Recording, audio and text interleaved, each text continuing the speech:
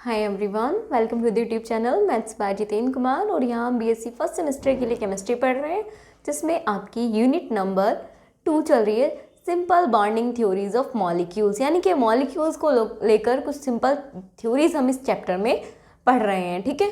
जिसमें आपका टॉपिक जो हमने स्टार्ट किया था इससे पहले वाले लेक्चर पे, वो वही था, principle involve in filling up of electrons in different orbitals. यानी कि यही था आपका, और पार्ट 1 यानी कि उस टाइम उस लेक्चर में हाफ ही बन पाया था। तो अब आगे हम उसके प्रिंसिपल्स पढ़ेंगे।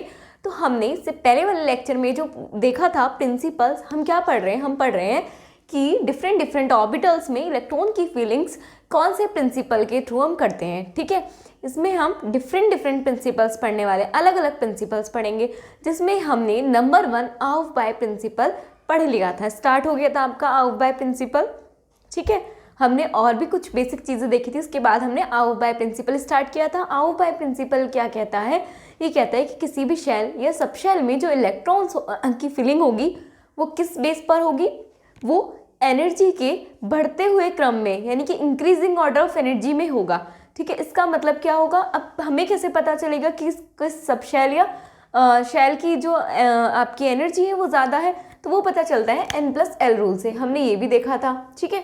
और हमने ये भी देखा था कि जिसका N+L कम, उसकी एनर्जी क्या होगी? कम, ठीक है। तो इसके अकॉर्डिंग हमने अपनी फिलिंग कर दी थी। लेकिन क्या होगा जब दोनों की वैल्यू सेम आ जाए, यानी कि दो सब शेल हैं, दोनों के लिए आपका N+L की वैल्यू सेम आ जाती है, तब हम क्या करते हैं? हम प्रेफरेंस देते हैं N को, जिसकी N की वैल्यू मिनिमम, उसमें पहले इलेक्ट्रॉन जाएगा। ये सब हम रूल पढ़ चुके हैं, मैं बस आपको एक बार रिवाइज करा रही हूँ, ठीक है। तो ये सब हम पढ़ चुके हैं। हमने फिर इसका डायग्राम देखा था, जो कि क्या आया था आपका, इस तरह से आया था 1s 2s, ये वाली हमने पूरी सीक्वेंस सीरीज भी बनाई थी, है ना। तो उसके थ्रू अपनी इलेक्ट्रॉन की फिलिंग करते हैं, कॉन्फ़िगरेशन करते हैं, ठीक है। एलिमेंट का कॉन्फ़िगरेशन जब हम करते हैं, किसी भी एलिमेंट का कॉन्फ़िगरेशन हम करते हैं, तो वो किसके थ्रू कर लेते हैं? आउफ बाय प्रिंसिपल के थ्रू, ठीक है। जो कि क्या कहता है कि जो इलेक्ट्रॉन की फिलिंग है वो इंक्रीमेंट ऑर्डर में होगी, इंक्रीजिंग ऑर्डर में होगी एनर्जी के, ठीक है। चलिए, इतनी बात हो गई थी। उसके बाद अब हम इस प्रिंसिपल के लिए, हमने प्रिंसिपल तो देख लिया, अब कुछ भी प्रिंसिपल हो उसका एक्सेप्शन भी है, ठीक है। तो आउफ बाय प्रिंसिपल का एक्सेप्शन भी है, तो हम अब इसका एक्सेप्शन देख लेते हैं, ठीक है। तो एक्सेप्शन क्या कहता है कि कुछ आपके एलिमेंट ऐसे भी हैं जो आउफ बाय प्रिंसिपल को फॉलो ही नहीं करते। अब क्यों नहीं फॉलो करते? क्योंकि स्टेबिलिटी की बात आ जाती है। हर कोई चाहता है स्टेबल लाइफ होना, स्टेबल लाइफ रखना, ठीक है। हर कोई चाहता है ना स्टेबल होना। सबसे सब क्यों पढ़ते हैं हम? स्टेबल होने के लिए, ठीक है। सब चाहते हैं कि एक स्टेबल लाइफ हो। तो स्टेबल, वैसे ही एलिमेंट भी चाहता है स्टेबल होना, ठीक है। तो स्टेबल वो कैसे हो सकता है? स्टेबल ऐसे हो सकता है, आपको ध्यान रखना है, जब भी किसी ऑर्बिटल, यानी कि कोई भी ऑर्बिटल है वो क्या हो, कोई भी शेल है वो क्या हो, सेल या सब शेल क्या हुआ आपका, हाफ फिल्ड हो या फुल फिल्ड हो, तब हम उसे बोलते हैं कि क्या है आपका, स्टेबल है। जैसे आपका एस ऑर्बिटल है, ठीक है, एस सब शेल है, एस सब शेल है, उसके अंदर आपको पता है एक ही ऑर्बिटल होता है, ठीक है। तो इस ऑर्बिटल में अब या तो ये दोनों आपको पता है, एक ऑर्बिटल में मैक्सिमम 2 इलेक्ट्रॉन रह सकते हैं, ये भी हमने पढ़ लिया था रूल, ठीक है। एक ऑर्बिटल में मैक्सिमम 2 इलेक्ट्रॉन रह सकते हैं और मिनिमम 1 इलेक्ट्रॉन ही होगा। जब 2 है तो मिनिमम 1 ही होगा। तो आपको पता है कि जो एस सब शेल है उसमें क्या होगा आपका, एक ऑर्बिटल होते हैं तो 2 इलेक्ट्रॉन रह सकते हैं ज़्यादा से ज़्यादा। तो या तो ये इस फॉर्म में स्टेबल होगा, या कैसे होगा आपका, एक भी होगा तब भी स्टेबल हो जाएगा, ये तो है ना। अब बात करें अगर हम पी सब शेल की बात करें अगर हम, तो पी सब शेल के लिए क्या हो जाएगा आपका, पी सब शेल में कितने ऑर्बिटल होते हैं? 3, ठीक है, 3 होते हैं। अब आपको पता है एक ऑर्बिटल में कितने इलेक्ट्रॉन रह सकते हैं? 2। तो अगर 1 इलेक्ट्रॉन रखें, अच्छा इलेक्ट्रॉन की फिलिंग ना कैसे होती है, ऐसे नहीं होती कि पहले एक ऑर्बिटल फिल कर लेते हैं फिर दूसरा फिर तीसरा, ऐसे नहीं होगा। पहले हर ऑर्बिटल में एक इलेक्ट्रॉन पहुंच जाना चाहिए, उसके बाद हम स्टार्टिंग करते हैं, ठीक है। तो जैसे हमने एक इलेक्ट्रॉन इसको दे दिया, एक इसको दे दिया, एक इसको दे दिया। अब अगर हमारे पास और इलेक्ट्रॉन बच रहे होंगे तो हम और भी फिलिंग कर देंगे, ठीक है। और हमेशा क्या होगा आपको, ऑर्बिटल के अंदर सबसे पहले तो आपको ध्यान रखनी है एक बात, तो यह है कि मैक्सिमम किसी भी ऑर्बिटल में मैक्सिमम 2 इलेक्ट्रॉन रह सकते हैं। दूसरी बात ये कि इलेक्ट्रॉन हमेशा अपोजिट डायरेक्शन में होने चाहिए। देखो एक मैंने एक डायरेक्शन इसकी ऐसे तो एक की ऐसे, ये अपोजिट डायरेक्शन दिखाना है, ठीक है। तो इलेक्ट्रॉन हमेशा कैसे रहेंगे, अपोजिट डायरेक्शन में रहेंगे, हमेशा अपोजिट डायरेक्शन में होंगे, ठीक है। इलेक्ट्रॉन्स ऐसे नहीं फिलिंग होती, ऐसे ही कट हो जाएगा या फिर ऐसे ये भी कट हो जाएगा, हमेशा फिलिंग कैसे होगी, अपोजिट। जैसे ये वाला, ये बिल्कुल करेक्ट है, ठीक है।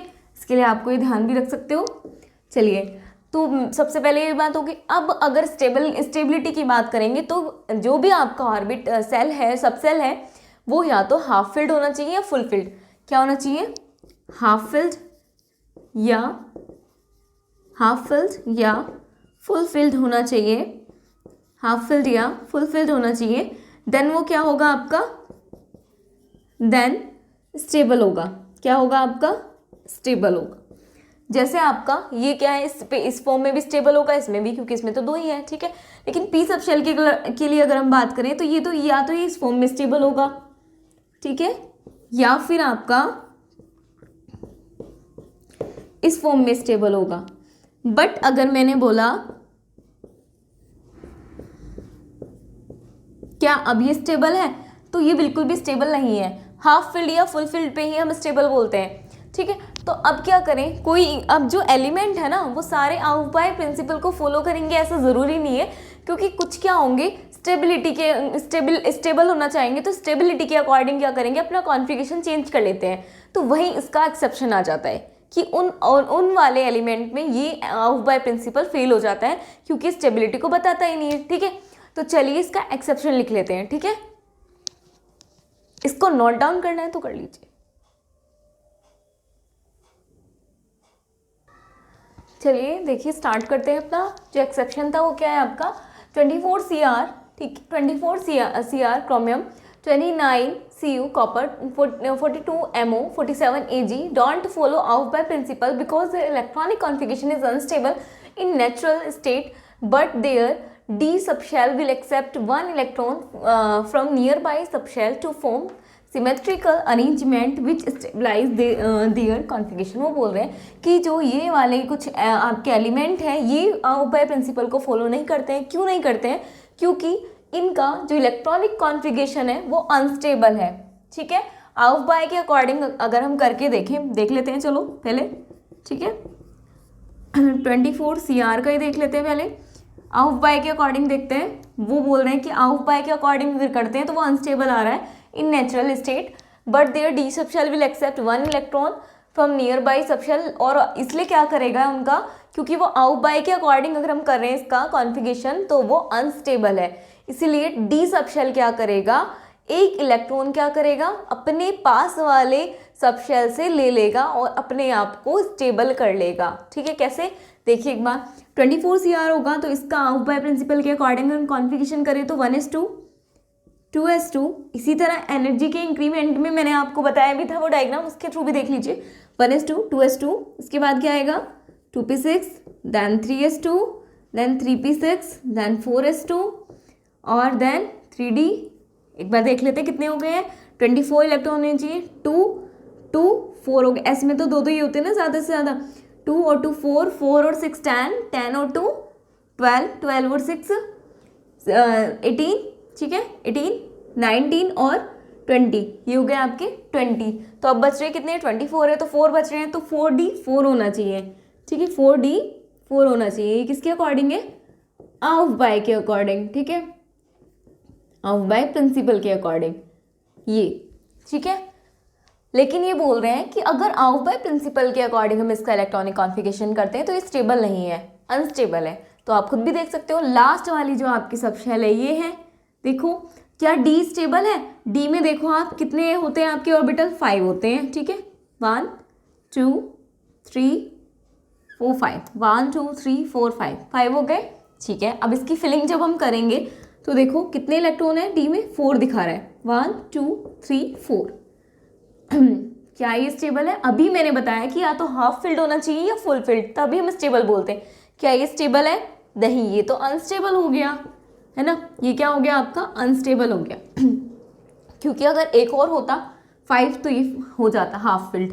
हाफ फिल्ड तो ऐसे होता है और फुल फिल्ड कैसे होता है, ये तो हाफ फिल्ड होगा और फुल फिल्ड करना हो तो इस तरह से। तो हाफ फिल्ड या फुल फिल्ड पे क्या होता है, ये स्टेबल होता है, ठीक है। मैं यहाँ पर भी लिख देती हूँ एक बार, आपको ध्यान रहेगा, ये हाफ फिल्ड और फुल फिल्ड पे स्टेबल होता है, जबकि उससे अलग कोई भी कंडीशन हो उस पर अनस्टेबल होगा। तो 4 इलेक्ट्रॉन है तो ये क्या है आपका, अनस्टेबल है। क्या है आपका, अनस्टेबल है। तो उन्होंने यही बोला है कि अगर आउफ बाय प्रिंसिपल के अकॉर्डिंग इन वाले एलिमेंट्स का हम क्या करते हैं, कॉन्फ़िगरेशन करते हैं, तो ये क्या है, अनस्टेबल फॉर्म में रहते हैं।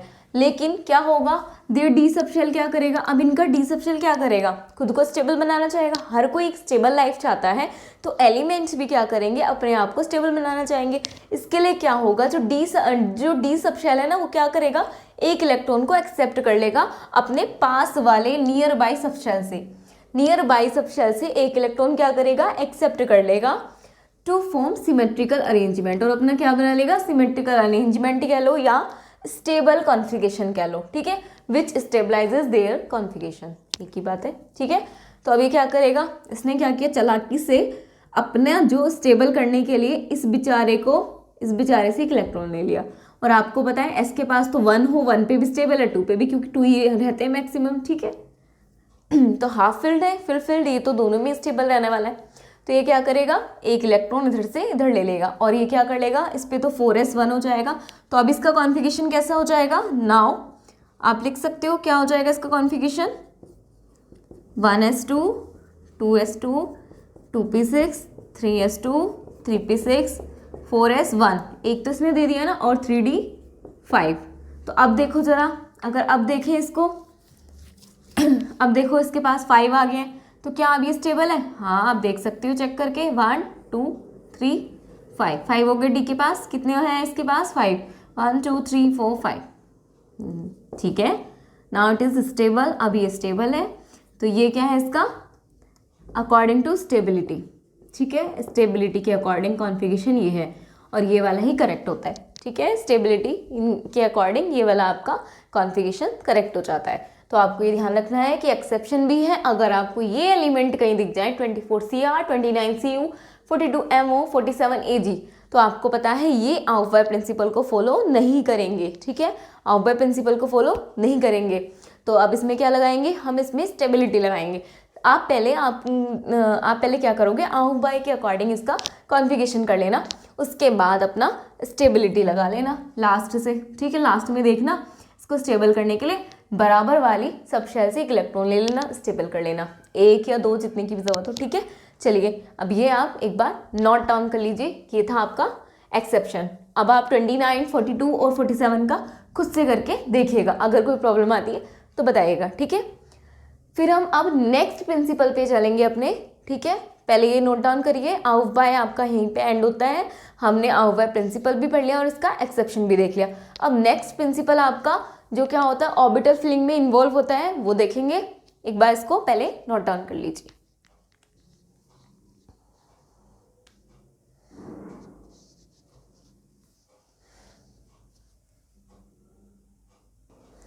चलिए तो आगे स्टार्ट करते हैं। तो आप ज़रा पहले वाले लेक्चर पे ध्यान से याद करने की कोशिश कीजिए। हमने जब स्टार्ट किया था principle involve in filling up of electrons in different orbitals, तो वहाँ पर हमने कुछ पॉइंट्स लिखे थे, और 1 2 3 थर्ड पॉइंट पे आपका आउफ बाय प्रिंसिपल आ गया था, याद है आपको। उसके बाद हमने थर्ड पॉइंट पे आउफ बाय प्रिंसिपल आ गया, तो हमने पहले आउफ बाय प्रिंसिपल को ही डिटेल में डिस्कस किया, ठीक है।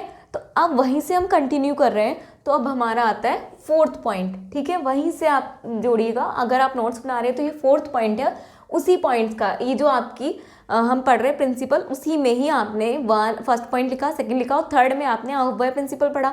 उसके बाद आपका फोर्थ पॉइंट आता है ये।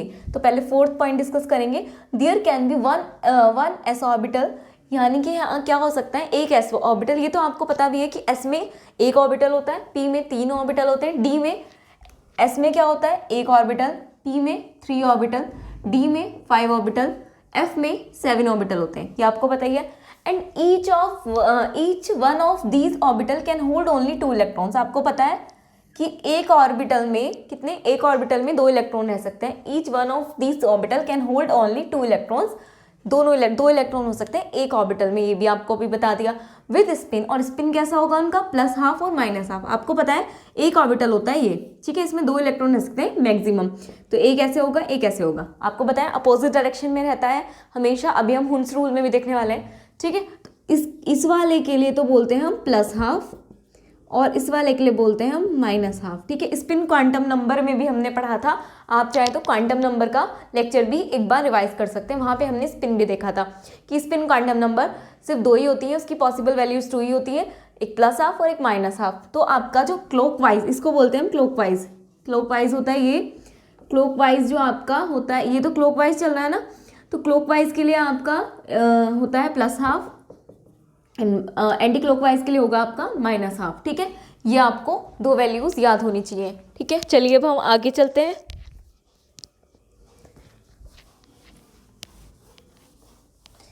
ठीक है, तो आपका 4th पॉइंट यही है कि एस में 1 ऑर्बिटल होगा, पी में 3 होंगे, डी में 5 होंगे और एफ में 7 होंगे, ये आपको सब आता ही है। और एक ऑर्बिटल में मैक्सिमम 2 इलेक्ट्रॉन रह सकते हैं, वो भी अपोजिट स्पिन में रहेंगे, यानी कि एक +½ होगा और एक -½ होगा, ठीक है। चलिए आगे चलते हैं अब इसमें, एक मिनट, चलिए। तो आपका 5th पॉइंट जो है उसमें आता है Hund's rule of maximum multiplicity, ठीक है। ये पॉइंट्स में ही हम रूल्स भी पढ़ते जा रहे हैं साथ में। तो Hund's rule of maximum multiplicity, अब ये हुन्स रूल क्या कहता है, इसको हिंदी में बोलते हैं हुन्स का अधिकतम बहुलता का नियम, ठीक है, ये होता है आपका। तो चलिए इसमें देखते हैं, electron pairing in any sp d and f orbitals is not possible until, जैसे देखिए, electron pairing in any sp d and f orbitals is not possible until all the available orbitals of a given set contain 1 electron each, ठीक है। This is known as Hund's rule of maximum multiplicity। अभी आपको समझ नहीं आना होगा, लेकिन आप समझने की कोशिश कीजिए। वो बोल रहे हैं कि जैसे आपने sp-df ये जो ऑर्बिटल हैं, ठीक है, sp-df के पास जो ऑर्बिटल है, s के पास 1 होता है, p के पास 3 होते हैं, ठीक है। इसी तरह जो आपके ऑर्बिटल है उसमें इलेक्ट्रॉनों की पेयरिंग तब तक पॉसिबल नहीं है, यानी कि आपने जैसे क्या किया, पहले इसको फिल कर, इसमें तो देखो आप ऐसे ही करोगे बस, इससे ज़्यादा तो आप इसमें कर नहीं सकते, ठीक है।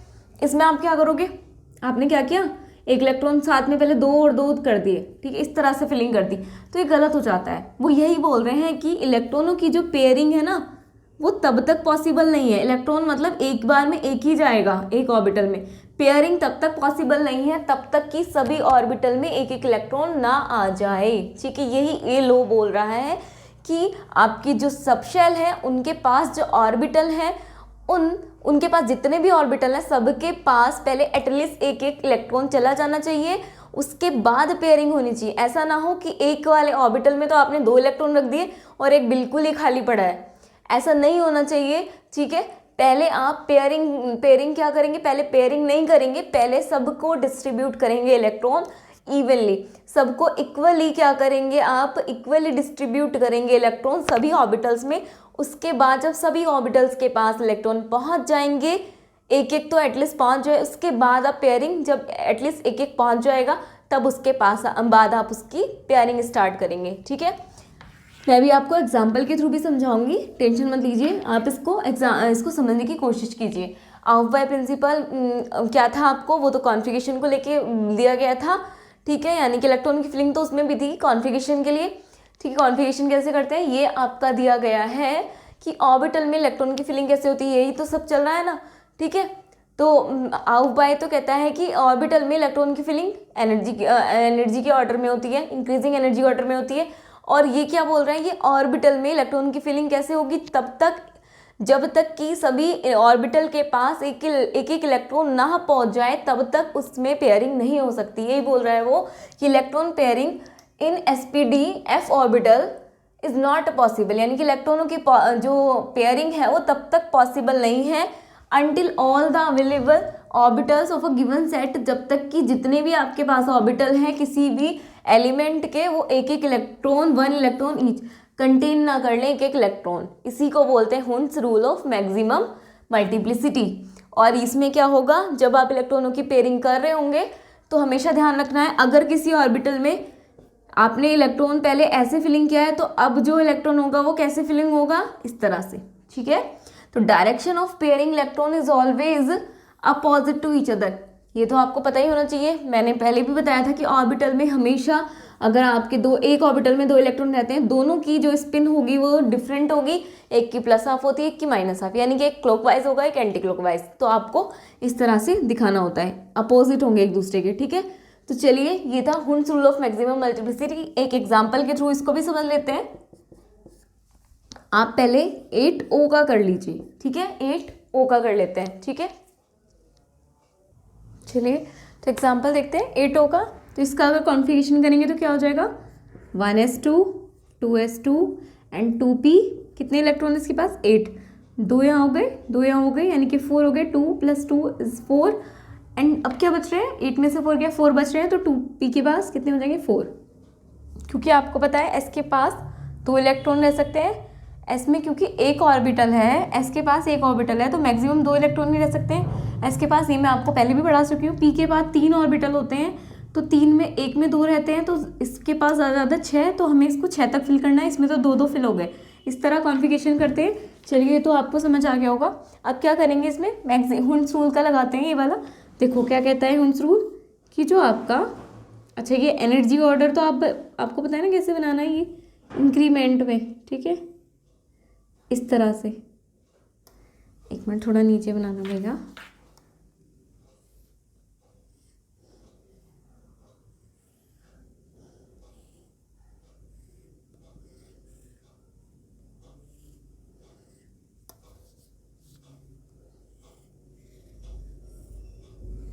ठीक है, ये क्या है आपका 1s2, ये आपका 2s2, ये है आपका 2p4।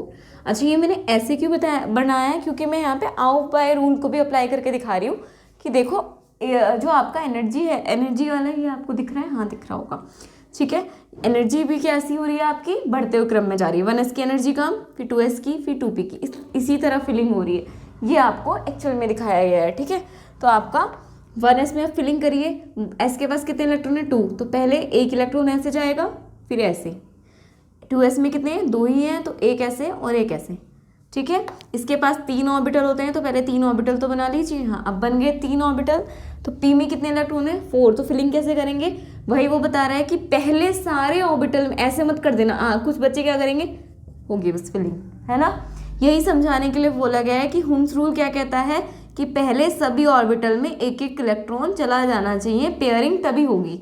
तो पहले सब में भेजो 1 2 3, ठीक है, तीनों में एक एक चला गया। अब पेयरिंग करते हैं, तो पेयरिंग यहाँ से होगी। अब पेयरिंग में भी ध्यान रखना है, पेयरिंग जब भी होगी तो जैसे आपने पहले वाला फिल किया था उससे अपोजिट। तो एक जहाँ आएगा, यहाँ कितने थे, 4 ही थे, बस हमने फिल कर दिया। अगर 5 होते तो ऐसे यहाँ भी कर देते। तो ये होगा आपका फिलिंग का तरीका, बिल्कुल एक्यूरेट। इसमें आउट बाय को भी फॉलो किया हुआ है, देखो एनर्जी का इंक्रीमेंट दिखाया हुआ है, और इसमें हुंस रूल को भी फॉलो किया गया है, ठीक है। एक बार इसको नोट डाउन करिए, फिर एक और एग्जांपल देखते हैं। इसको पूरे को नोट कर लीजिए, हुंस रूल को।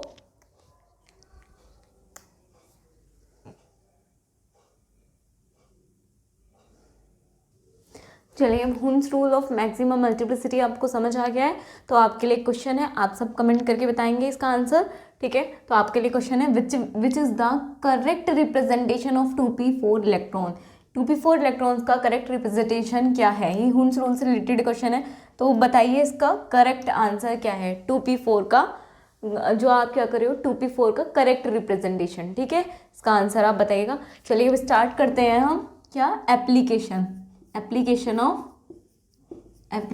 ऑफ हुंस रूल, है ना। शॉर्ट में लिख रही हूँ मैं हुंस रूल, आप आगे भी लिख सकते हो, ठीक है। चलो लिखिए, हुंस rule of maximum multiplicity. Application वाला पार्ट देखेंगे अब हुंस रूल का, ठीक है, कहाँ एप्लीकेबल होता है इसका ये, ठीक है। चलिए पहले लिख लेते हैं।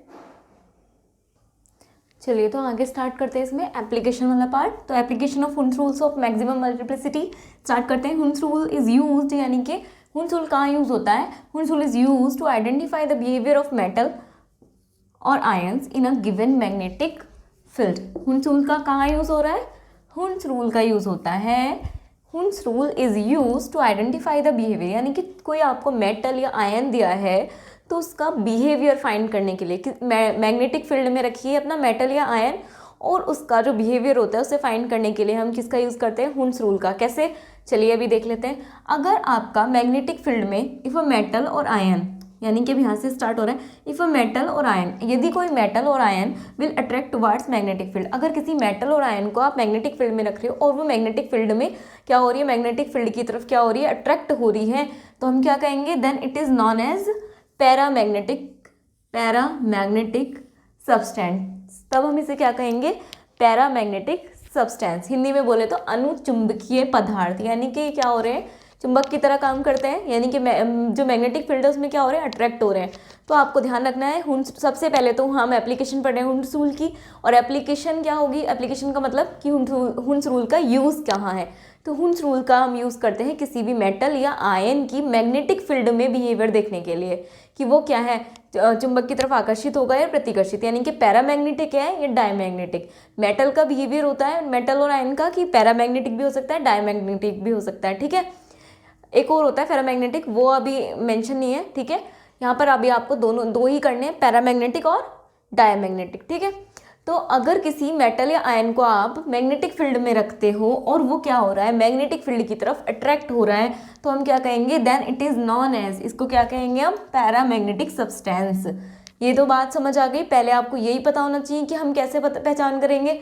अब पैरामैग्नेटिक सब्सटेंस का पता कैसे लगाएंगे, कॉन्फ़िगरेशन देखकर, वो अभी देखेंगे। फिलहाल एक और देख लेते हैं। और अगर कोई मेटल और आयन क्या हो रहा हो, मैग्नेटिक फील्ड में रिपेल हो रहा हो, रिपल्शन का फील कर रहा हो, रिपल्सन फोर्स फील कर रहा हो, ठीक है। अगर कोई मेटल या आयन रिपल्शन फोर्स को फेस कर रहा हो मैग्नेटिक फील्ड में, यानी कि दूर हटा रहा हो मैग्नेटिक फील्ड से, तो हम उसे क्या कहेंगे कि कैसा है, डायमैग्नेटिक सब्सटेंस, ठीक है। यानी कि आपको पैरामैग्नेटिक या डायमैग्नेटिक सब्सटेंस का पता करना है तो मैग्नेटिक फील्ड में अपना कोई भी मेटल या आयन जिसका भी आपको पता करना है बिहेवियर, उसको रखिए, और अगर वो मैग्नेटिक फील्ड की तरफ अट्रैक्ट हो रहा है देन इट इज़ क्या होगा, पैरामैग्नेटिक सब्सटेंस। और अगर वो रिपेल हो रहा है मैग्नेटिक फील्ड से तो क्या होगा, वो डायमैग्नेटिक सब्सटेंस। अब ये तो बात हो गई इनकी प्रॉपर्टीज, इनकी डेफिनेशन के अकॉर्डिंग, ठीक है, कौन डायमैग्नेटिक कौन पैरामैग्नेटिक। अब हुन्स रूल कहाँ यूज़ हो रहा है इसमें, तो हुन्स रूल का भी यूज़ हो रहा है। अगर कोई मेटल, इफ़ अ मेटल और आयन, अगर कोई मेटल या आयन हैज़ अनपेयर्ड इलेक्ट्रॉन, अगर उसके पास अनपेयर्ड इलेक्ट्रॉन है, अनपेयर्ड इलेक्ट्रॉन का मतलब उसमें जो ऑर्बिटल है उसके सारे फुल नहीं है, यानी कि अनपेयर रह गया है। अनपेयरिंग मतलब पेयर्ड तो क्या होगा, सारे पेयर्ड है ऑर्बिटल, ठीक है। जैसे ये देखो, यहाँ पे मैंने कोई ऑर्बिटल, इधर देख लेते हैं, ये कोई ऑर्बिटल है आपके, ठीक है, ये क्या है आपके, सॉरी इस तरह तो फिल ही नहीं होते, ऐसे नहीं फिल करना, एक एक करके करना है आपको, ठीक है,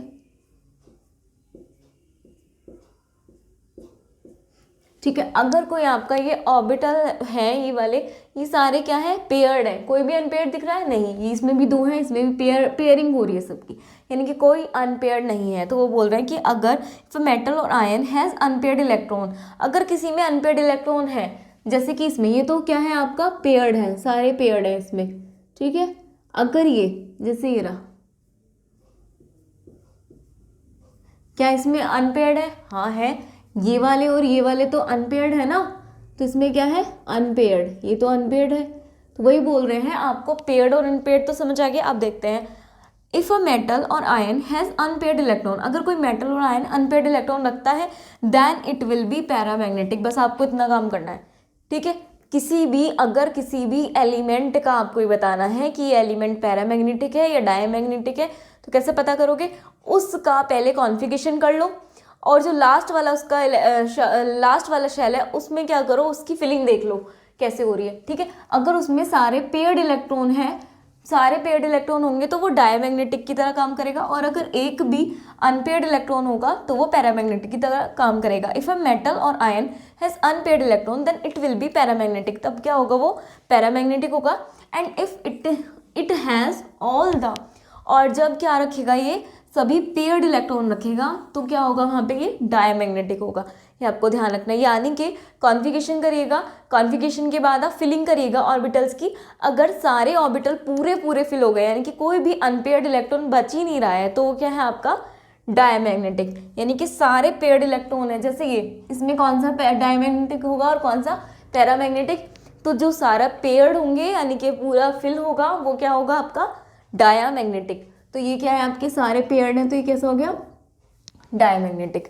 और अगर अनपेयर्ड इलेक्ट्रॉन रखिएगा कोई मेटल या आयन तो वो कैसा होगा पैरामैग्नेटिक। तो ये क्या होगा आपका पैरामैग्नेटिक। ठीक है, ये थी आपकी हुन्स रूल की एप्लीकेशन। अब ये जो डायमैग्नेटिक और पैरामैग्नेटिक है यानी कि मैग्नेटिक बिहेवियर, ये भी हम मेजर कर लेते हैं कि कितना होगा। पहली बात तो ये कि कौन सा मैग्नेटिक होगा और कौन सा पैरामैग्नेटिक होगा और कौन सा डायमैग्नेटिक होगा, ये आप देख लोगे इससे। अगर अनपेयर्ड इलेक्ट्रॉन है तो पैरामैग्नेटिक, और सारे पेयर्ड इलेक्ट्रॉन अनपेयर्ड नहीं है, सारे पेयर्ड हैं, यानी कि कोई अगर अनपेयर्ड है तो पैरामैग्नेटिक और अनपेयर्ड नहीं है तो डायमैग्नेटिक। ठीक है, चलिए अब ये आ गया। उसके बाद ये देखते हैं कि कितना मैग्नेटिक कैरेक्टर है इसमें, तो वो किसके थ्रू देखेंगे, बोहर मैग्नेटॉन से। तो पहले एक बार इसको नोट डाउन करिए, फिर आगे चलते हैं इसी के ही आगे।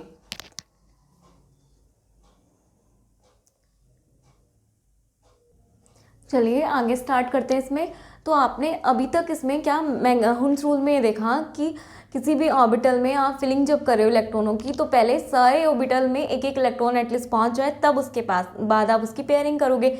और हुन्स रूल का यूज़ करते हैं हम किसी भी मेटल या आयन का बिहेवियर बताने के लिए मैग्नेटिक फील्ड में। यानी कि अगर मैग्नेटिक फील्ड में क्या हो रहा है, मेटल या आयन अट्रैक्ट हो रहा है तो क्या होगा पैरामैग्नेटिक, और रिपेल हो रहा है तो वो क्या होगा डायमैग्नेटिक। अब हम उसको एटम या आयन को हर बार उसमें तो लेके जा नहीं सकते हैं मैग्नेटिक फील्ड में, तो अब यहाँ पे कॉन्फ़िगरेशन देख के कैसे पता कर सकते हैं, तो पहले कॉन्फ़िगरेशन करिए। लास्ट स्ट्रक्चर में अगर आपकी जो फिलिंग हो रही है ऑर्बिटल्स की, उसमें क्या हो रहा है, सारे पेयर्ड हो रहे हैं, एक भी अनपेयर्ड नहीं है, सारे पेयर्ड हैं, तो सारे पेयर्ड हैं तो वो कैसा होगा डायमैग्नेटिक। और अगर अनपेयर्ड इलेक्ट्रॉन है तो वो क्या होगा पैरामैग्नेटिक होगा। अब डायमैग्नेटिक है तो उसमें तो मैग्नेटिक कैरेक्टर है ही नहीं, उसका तो मैग्नेटिक कैरेक्टर निकालने की जरूरत ही नहीं है। लेकिन अगर किसी एटम या आयन में पैरामैग्नेटिक कैरेक्टर आ गया, यानी कि मैग्नेटिक उसमें क्या है पैरामैग्नेटिक यानी कि मैग्नेटिक कैरेक्टर आ गया, तो उसमें कितना मैग्नेटिक कैरेक्टर है ये पता करना पड़ेगा बाद में। तो उसी के लिए हम आगे इसको रूल को आगे लिख रहे हैं। अब ये हुन्स रूल ही चल रहा है एप्लीकेशन। तो the paramagnetic character of metal और आयन कैन बी, अब ये पैरामैग्नेटिक कैरेक्टर कैसे मेजर करते हैं वो देख रहे हैं। डायमैग्नेटिक में तो कैरेक्टर होता ही नहीं, वो तो जीरो हो जाएगा, उसमें तो कोई कैरेक्टर है ही नहीं। ठीक है, कोई भी आपका मैग्नेटिक कैरेक्टर नहीं है, लेकिन पैरामैग्नेटिक में कैरेक्टर है, तो उसे कैसे मेजर करें वो देख रहे हैं। तो the paramagnetic character of metal और आयन कैन बी मेजर्ड, कैसे मेजर किया जा सकता है मेटल या आयन का paramagnetic character, in terms of magneton की टर्म में। ठीक है, ये क्या है, तो ये किसने दिया है, और मैग्नेटॉन बोहर ने दिया है, और इसीलिए बोहर ने दिया है इसलिए इसको क्या बोलते हैं, इसको बोहर मैग्नेटॉन भी बोलते हैं। ये किसने दिया है, जो आपका पैरामैग्नेटिक कैरेक्टर है। सबसे पहले तो ध्यान रखना है मेटल और आयन का पैरामैग्नेटिक कैरेक्टर्स किस टर्म में कैलकुलेट किया जाता है, मैग्नेटॉन, जो कि किसने दिया है बोहर ने, इसीलिए इसको हम क्या कहते हैं बोहर मैग्नेटॉन भी बोलते हैं, शॉर्ट में बीएम। ठीक है, शॉर्ट में बोहर मैग्नेटॉन का बीएम। अभी कैलकुलेट कैसे करते हैं, तो बीएम ऑफ मेटल और ions can be calculated as follows. कैसे, इसके लिए एक फॉर्मूला दिया गया है, बीएम इज इक्वल्स टू, ये आपको ध्यान रखना है। ठीक है, इंपॉर्टेंट है, ये आपको याद भी होना चाहिए। बीएम बराबर होता है √n+2, √n+2 ये होता है, जहाँ पर n क्या है, n है आपका अनपेयर्ड इलेक्ट्रॉन। भाई आपको पता है अगर कोई डायमैग्नेटिक है, डायमैग्नेटिक कब होगा, जब सारे पेयर्ड होंगे। ठीक है, जब सारे पेयर्ड होंगे डायमैग्नेटिक तब होगा। तो अनपेयर्ड इलेक्ट्रॉन तो इसमें होता ही नहीं है डाय में, तो डाय में तो हमें कैलकुलेट भी नहीं करना है, हम कर रहे हैं किसमें पैरामैग्नेटिक में। और पैरामैग्नेटिक तो वही होता है जिसमें अनपेयर्ड इलेक्ट्रॉन होते हैं। ठीक है, मान लीजिए तो इसमें अनपेयर्ड इलेक्ट्रॉन है ना, अनपेयर्ड इलेक्ट्रॉन है, तो इसीलिए हम क्या करेंगे इसी का निकालते हैं। और अनपेयर्ड इलेक्ट्रॉन है तो ये अगर हम पैरामैग्नेटिक के लिए निकाल रहे हैं तो बात n की है, तो n अनपेयर्ड इलेक्ट्रॉन ही होगा, क्योंकि पैरामैग्नेटिक में अनपेयर्ड इलेक्ट्रॉन ही होते हैं। ठीक है, तो n क्या है आपका अनपेयर्ड इलेक्ट्रॉन। चलिए कैलकुलेट करके दिखा देती हूँ, बाकी जब हम इस चैप्टर के फिनिश होने पे क्वेश्चन करेंगे तब हम देखेंगे। एक मैं आपको करके दिखा देती हूँ ताकि आपको आ जाए। ठीक है, फिर इस लेक्चर को यहीं पे ख़त्म करते हैं। चलिए एक देख लेते हैं, क्या देखें, कौन सा देखें, 28 Ni का ले लेते हैं, यानी कि 28 निकल का। ठीक है, 28 निकल का देख लेते हैं। चलिए इसका करना शुरू करते हैं। कैसे करेंगे, कॉन्फ़िगरेशन करिए। 1s2 2s2 2p6 3s2 3p6 4s2 3d8 यही आएगा। एक बार काउंट भी कर लेते हैं। 28 इलेक्ट्रॉन है, 2 और 2 4 4 6 10 10 2 12 12 6 18 18 2 20 20 और 8 28। ठीक है, बिल्कुल करेक्ट है हमारा कॉन्फ़िगरेशन। अब लास्ट वाले जो डी सबशेल है इसका कॉन्फ़िगरेशन, इसमें क्या करेंगे, फिलिंग करेंगे। आपको पता है डी में कितने ऑर्बिटल होते हैं, बताइए। डी में होते हैं 5 ऑर्बिटल, 10 बोल रही हूँ, 5। ठीक है, 1 2 3 4 एंड 5 हो गए आपके डी के। अब इलेक्ट्रॉन कितने हैं उसमें, 8। फिलिंग करिए। आपको रूल भी फॉलो करना है हुंड्स का, सब में पहले एक एक जाएगा। कितने हो गए, 1 2 3 4 5। ठीक है, अभी कितने बच रहे हैं, 3 6 7 8। ठीक है, 8 हो गए। क्या अनपेयर्ड इलेक्ट्रॉन बच रहे हैं, ये तो पेयर हो गए, दोनों पेयर्ड हो गए, ये भी पेयर हो गया, ये भी पेयर हो गया। ये अनपेयर्ड रह रहे हैं, ये अकेले अकेले रह रहे हैं, सिंगल, इनकी पेयरिंग नहीं हुई, तो ये क्या हो गया आपके अनपेयर्ड इलेक्ट्रॉन। तो अनपेयर्ड इलेक्ट्रॉन कितने हैं, अनपेयर्ड इलेक्ट्रॉन कितने आ गए अनपेयर्ड इलेक्ट्रॉन, आपको पता है ना इलेक्ट्रॉन को ई माइनस से भी दिखाते हैं। तो अनपेयर्ड इलेक्ट्रॉन कितने आ गए, 1 2, 2 ही तो अनपेयर्ड है, बाकी 3 तो आपके पेयर है ना, तो 2 अनपेयर्ड इलेक्ट्रॉन बच रहे हैं। ठीक है चलिए 2 हैं, तो अब आपका क्या करोगे, इसका 2 है, इसका मतलब क्या है, बिकॉज आप लिख सकते हो, because it has unpaired electron, so it is paramagnetic, ये पैरामैग्नेटिक है। एंड पैरामैग्नेटिक है तो इसका पैरामैग्नेटिक के लिए क्या निकालेंगे, हम पैरामैग्नेटिक कैरेक्टर निकालेंगे कितना है, और वो किससे निकालेगा, Bm से। सो Bm कितना हो जाएगा, देखो, सो Bm कितना हो जाएगा, n+2 निकालो जरा। नंबर ऑफ इलेक्ट्रॉन n है, नंबर ऑफ अनपेयर्ड इलेक्ट्रॉन कितने हैं, 2। तो n कितना है यहाँ पर, ये आपका n है ना। ठीक है, तो यहाँ पर क्या आ जाएगा, 2 और 2 अंदर, ये कितना हो गया, ये कितना हो गया, 2 और अंदर कितना हो गया, 4। ये कितना हो गया, 2 4 जा 8, कितना आ गया, 8, यही आएगा ना, 8 आएगा। तो अब जब इसका आप करोगे तो कैसा हो जाएगा आपका, यहाँ नहीं दिख रहा होगा आपको, यहाँ से 2+2 यहाँ तक दिख रहा होगा आपको। ठीक है, इसके आगे मैं इधर कर देती हूँ, यहाँ से देखो। तो ये जब इसको करोगे कैलकुलेट, अंदर कितना हो गया, 4 4 2 जा 8, तो ये आ गया आपका Bm√8। ठीक है, तो Bm की वैल्यू कितनी आ जाएगी, ज़रा आप बताओ, कैलकुलेट करो Bm की वैल्यू। इसकी वैल्यू आएगी 2.9। कैसे आई 2.9, देखो इसमें अप्रोक्स मान लिया करो। आपको पता है अगर आप √9 का करोगे तो कितना हो जाएगा, 3 होता है ना, वो 3 के इक्वल होता है। तो √8 क्या होगा, और ये हो गया आपका 9, तो हो गया आपका 3 के इक्वल। तो √8 इसके जस्ट पास है ना, तो 3 के लगभग अप्रोक्स आएगी। 2.9 वैल्यू लिख लेते हैं अप्रोक्स करके, तो ये आ गया इसकी Bm की वैल्यू, यानी कि इतना इसमें मैग्नेटिक कैरेक्टर, पैरामैग्नेटिक कैरेक्टर है। ठीक है, तो इस तरह कैलकुलेट करते हैं Bm, जो कि किसने दिया है, बोहर ने दिया है। और इसका यूज़ कहाँ हो रहा है, ये कैलकुलेट निकालने में, बिहेवियर निकालने में, किसका बिहेवियर मेजर करने में, मेटल और आयन का, किधर की साइड, टुवार्ड्स मैग्नेटिक फील्ड। ठीक है, चलिए इसको नोट डाउन कर लीजिए। और आज की क्लास के लिए इतना ही रखते हैं। Thank you and keep learning.